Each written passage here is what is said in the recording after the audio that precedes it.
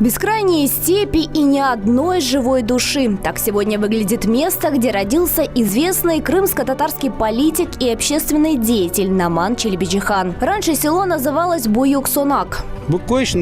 Сейчас этого села уже нет на карте. Оно относилось к Перекопскому уезду. Раньше здесь жили люди. После Юнус Кандым писал: село уничтожили, людей переселили в Завет Ленинский. Территорию кладбища разровняли и посадили там сад. А после построили бройлерную фабрику.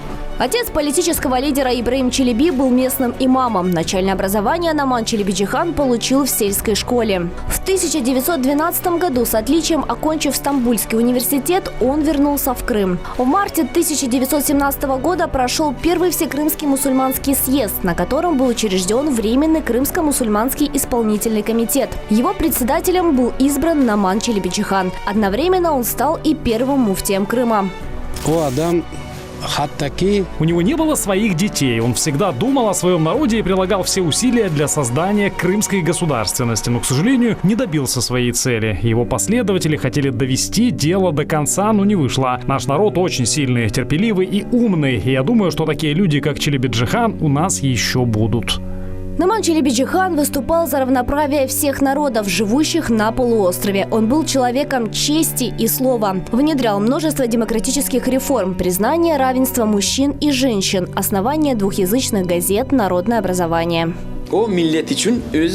В свое время он сделал очень важное и нужное для народа. Продвигал наш язык, организовал первый курултай крымско-татарского народа. Он был настоящим лидером не только для крымских татар, но и для всего Крыма. Внес огромный вклад в развитие и процветание нашего полуострова. А вот о личной жизни общественного деятеля сведений почти не сохранилось. Проникновенное стихотворение Челебиджихана «Сарый тюльпан, желтый тюльпан» посвящено любимой женщине.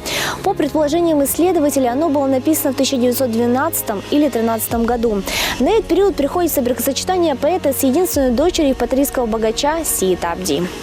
Ныне торговый центр, а в 90-е годы тюрьма. Эти офисные помещения – бывшие камеры, где духовный лидер провел свои последние дни. Номана Челебиджихана арестовали 26 января 1918 года и придержали в Севастопольской тюрьме почти месяц. В 2 часа ночи 23 февраля ворвалась группа матросов в тюрьму и потребовала выдачи задержанных.